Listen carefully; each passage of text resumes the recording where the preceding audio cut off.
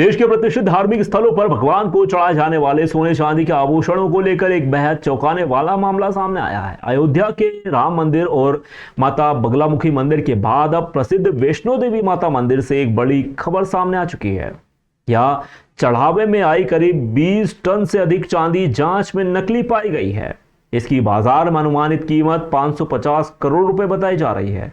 Court ने इस गंभीर मामले पर कड़ा रुख अपनाते हुए इसका स्वतः संज्ञान लिया। क्राइम ब्रांच को पूरे मामले की निष्पक्ष और गहन जांच करने के सख्त निर्देश दिए गए हैं।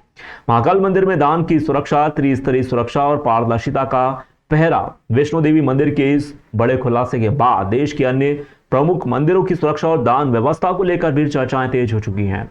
अगर बात की जाए विश्व प्रसिद्ध बाबा महाकालेश्वर मंदिर की, तो यहां रोजाना देश विदेश से आने वाले श्रद्धालु बाबा महाकाल के चरणों में सोने, चांदी और अन्य बहुमूल्य आभूषण अर्पित करते हैं।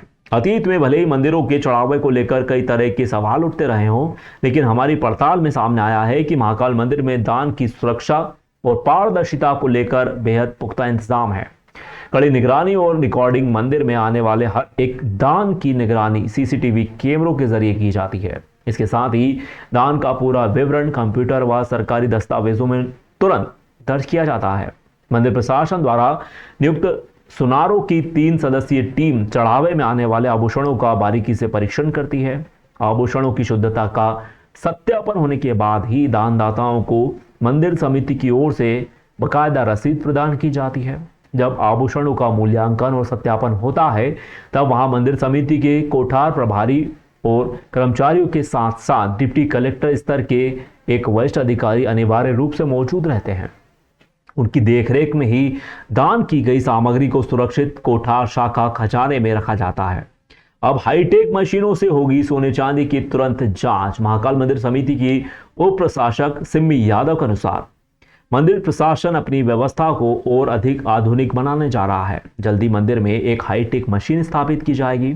इस मशीन की मदद से चढ़ावे में आने वाले सोने व चांदी की असली या नकली होने का तुरंत पता लगाया जा सकेगा। इसके साथ ही सुनारों की 3 सदस्यीय टीम भी अपने पारंपरिक अनुभवों से आभूषणों की जांच का काम जारी रखेगी। इससे सुरक्षा का घेरा दोगुना मजबूत हो जाएगा।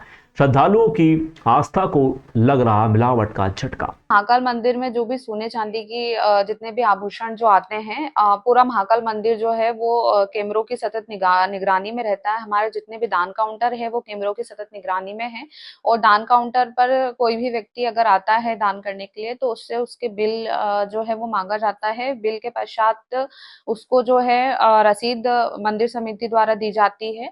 और फिर वो जो सामग्री उसने भेंट की है वो कोठार शाखा में जाती है। और कोठार शाखा में जो है रोटेशन के आधार पर जो है 3 सदस्यीय जो समिति है, मूल्यांकन समिति, वो उसका मूल्यांकन करती है। इसमें जो हमारे गवर्नमेंट अप्रूव्ड ऑथोराइज्ड वैल्यूअर है, एक वो रहते हैं, एक मंदिर के अधिकारी रहते हैं, एक मंदिर समिति के कर्मचारी रहते हैं।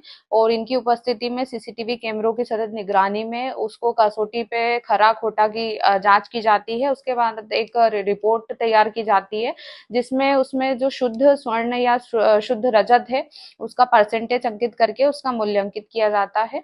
तो ये पूरी जो प्रक्रिया है पारदर्शी है और कैमरों के माध्यम से है।